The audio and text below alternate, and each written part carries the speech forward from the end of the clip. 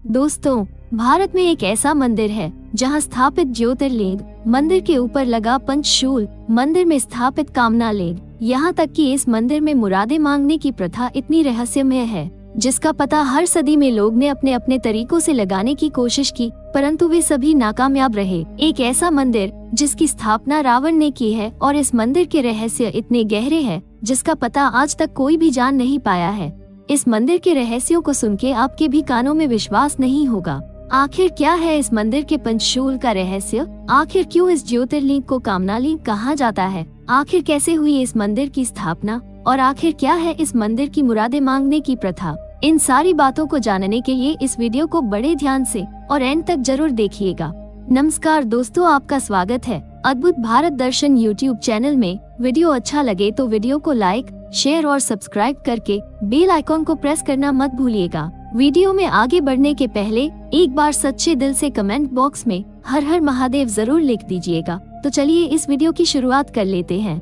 भारतवर्ष के झारखंड राज्य के देवघर नामक स्थान में अवस्थित एक प्रसिद्ध मंदिर है जिनमें शिव का एक नाम वैद्यनाथ भी है। इस कारण लोग इसे वैद्यनाथ धाम मंदिर भी कहते हैं। यह एक सिद्ध पीठ है और इस कारण इस लिंग को कामना लिंग भी कहा जाता है। झारखंड के देवघर में स्थित प्रसिद्ध तीर्थ स्थल वैद्यनाथ धाम 12 ज्योतिर्लिंगों में से 9वां ज्योतिर्लिंग है। वैद्यनाथ धाम देश का एक ऐसा ज्योतिर्लिंग है जो कामना लिंग के साथ साथ शक्तिपीठ भी है। मान्यता है कि इसकी स्थापना स्वयं भगवान विष्णु ने की थी। मंदिर को लेकर मान्यता है कि इस मंदिर में आने वाले सभी भक्तों की सभी मनोकामनाएं पूर्ण होती है, इसलिए मंदिर में स्थापित शिवलिंग को कामना लिंग के नाम से भी जाना जाता है।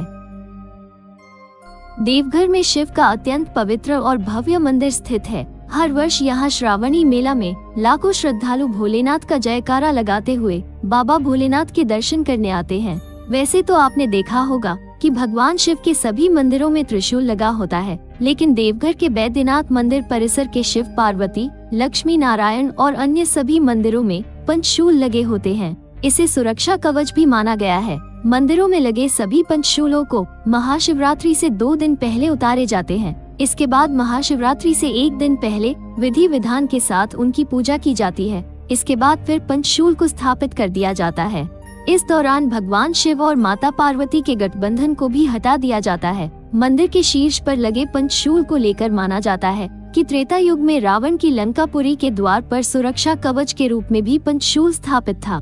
वहीं एक मत ये भी है कि रावण को पंचशूल यानी सुरक्षा कवच को भेदना आता था, लेकिन ये भगवान राम के वश में भी नहीं था। विभीषण के बताने के बाद ही प्रभु श्री राम और उनकी सेना लंका में प्रवेश कर पाए थे। ऐसा माना जाता है कि इस पंचशूल के कारण मंदिर पर आज तक किसी प्राकृतिक आपदा का असर नहीं हुआ। पुराणों के अनुसार सावन महीने को भगवान शिव की आराधना का सबसे उपयुक्त समय बताया गया है। सावन के पावन महीने में लाखों श्रद्धालु 105 किलोमीटर दूर सुल्तानगंज से जल भरकर कांवड़ के जरिए बाबा बैद्यनाथ का जलाभिषेक करते हैं और भोलेनाथ की कृपा प्राप्त करते हैं।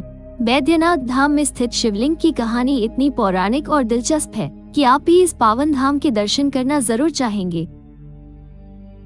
पुराणों के अनुसार भगवान श्री कृष्ण के सुदर्शन चक्र के प्रहार से मां शक्ति के हृदय का भाग यहीं पर कटकर गिरा था। बैद्यनाथ दरबार माता शक्ति के 51 शक्तिपीठों में से एक है। कहते हैं शिव और शक्ति के इस मिलन स्थल पर ज्योतिर्लिंग की स्थापना खुद देवताओं ने की थी। बैद्यनाथ धाम के बारे में कहा जाता है, यहाँ मांगी गई मनोकामना देर में सही लेकिन पूर्ण जरूर होती है। कहा जाता है कि भगवान श्री राम और महाबली हनुमान जी ने श्रावण के महीने में यहाँ कांवड़ यात्रा भी की थी। बैद्यनाथ धाम में स्थित भगवान भोलेनाथ का ज्योतिर्लिंग नीचे की तरफ दबा हुआ है। शिव पुराण और पद्म पुराण के पाताल खंड में इस ज्योतिर्लिंग की महिमा कही गई है। मंदिर के निकट एक विशाल तालाब स्थित है जिसे शिव गंगा के नाम से जाना जाता है। इस मंदिर के मुख्य पुजारी का दावा है कि रात में इसी शिव गंगा में कई बार साक्षात भोलेनाथ ने कई भक्तों को दर्शन दिए हैं। पुजारी का कहना है कि भोलेनाथ आज भी शिव गंगा में अदृश्य रूप में विराजते हैं। माना जाता है कि बाबा बैद्यनाथ धाम में स्थित सभी मंदिरों का निर्माण भगवान विश्वकर्मा ने एक ही रात में स्थापित किया था। शिव गंगा के आसपास और भी अनेकों अन्य मंदिर बने हुए हैं। दोस्तों, ये तो थी कुछ रोचक बातें बाबा बैद्यनाथ धाम के बारे में। चलिए अब बात करते हैं बाबा बैद्यनाथ धाम में स्थापित पवित्र शिवलिंग से जुड़ी पौराणिक कहानी के बारे में, जो कि बहुत दिलचस्प है। पौराणिक कथाओं के अनुसार दशानन रावण भगवान शिव शंकर को प्रसन्न करने के लिए हिमालय पर घोर तपस्या कर रहा था। रावण एक एक करके अपना सिर शिवलिंग पर चढ़ा रहा था। 9 सर चढ़ाने के बाद जब रावण अपना 10वां सर काटने वाला ही था, तब भोलेनाथ प्रसन्न होकर रावण को दर्शन दिए और उससे वर मांगने को कहा। रावण को सोने की लंका के अलावा तीनों लोकों में शासन करने की शक्ति तो थी, साथ ही साथ उसने कई देवता, यक्ष और ऋषि मुनि को कैद करके लंका में रखा हुआ था। इसी वजह से रावण ने यह इच्छा जताई कि भगवान शिव भी कैलाश छोड़कर लंका में ही रहे। इसलिए रावण ने भगवान शिव शंकर से कामना लिंग को ही लंका ले जाने का वरदान मांग लिया। शिवजी ने अनुमति तो दे दी, पर इस चेतावनी के साथ कि यदि वो इस कामना लिंग को लंका के मार्ग में कहीं रख देगा तो वो वहीं अचल होकर स्थापित हो जाएगा। महादेव की इस चेतावनी को सुनने के बावजूद भी दशानन रावण कामना लिंग को अपनी नगरी लंका ले जाने के लिए तैयार हो गया। इधर भगवान शिव के कैलाश छोड़ने की बात सुनते ही सभी देवता चिंतित हो गए। इस समस्या के समाधान के लिए सभी देवता भगवान विष्णु के पास गए। तब श्री हरि ने अपनी लीला रची और उन्होंने वरुण देव को आचमन के जरिए रावण के पेट में घुसने को कहा।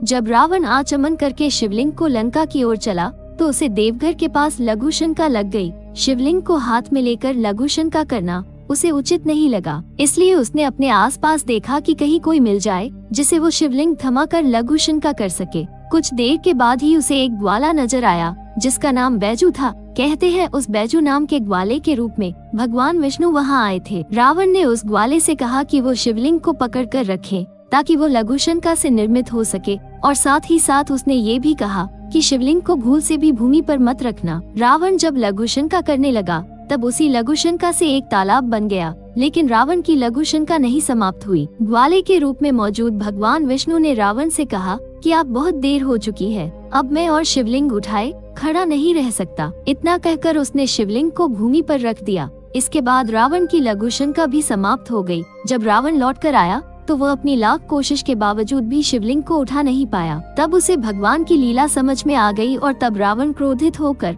उस शिवलिंग पर अपना अंगूठा दबाकर वहां से चला गया। इसी कारण देवघर में स्थित बाबा बैद्यनाथ धाम में शिवलिंग नीचे की ओर दबी हुई है। उसके बाद ब्रह्मा, विष्णु आदि देवताओं ने आकर शिवलिंग की पूजा की। शिवजी का दर्शन होते ही सभी देवताओं ने शिवलिंग की उसी स्थान पर स्थापना कर दी और तभी से महादेव कामना लिंग के रूप में देवघर में विराजते हैं।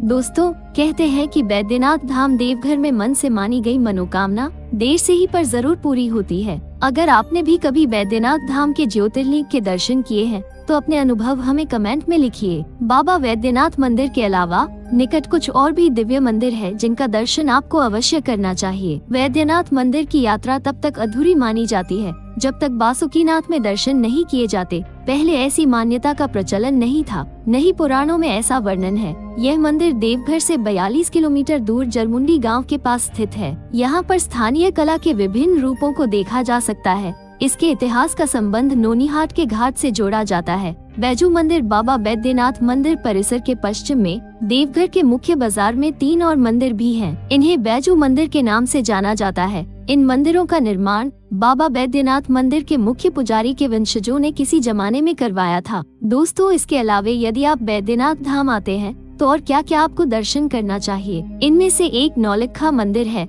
कहा जाता है कि नौलखा मंदिर की स्थापना प्राचीन समय में कुल 9 लाख रुपये में किया गया था। इस मंदिर में कला आकृति की छवि आप दर्शन कर सकते हैं। इसके अलावा आपको त्रिकुट पहाड़ का भी दर्शन करनी चाहिए जो कि अद्भुत है। इसके साथ साथ तपोवन पहाड़, नंदन पहाड़ इत्यादि देवघर के मुख्य पर्यटक स्थल का केंद्र बिंदु है। दोस्तों, आपका क्या कहना है? मंदिर के मुख्य पुजारी के द्वारा बताए गए शिव गंगा में साक्षात भोलेनाथ के दर्शन के बारे में अपने सभी विचार हमें कमेंट बॉक्स के माध्यम से जरूर शेयर करें। दोस्तों, यहाँ तक आने का पूरा पता और भी कई जानकारियाँ बैद्यनाथ धाम के बारे में इस वीडियो के डिस्क्रिप्शन बॉक्स मेंशन कर दिया है। वीडियो अच्छा लगे तो लाइक, शेयर और सब्सक्राइब कर बेल आइकॉन को प्रेस करना मत भूलिएगा। मिलते हैं एक नए वीडियो के साथ, तब तक के लिए आप सभी को हर हर महादेव।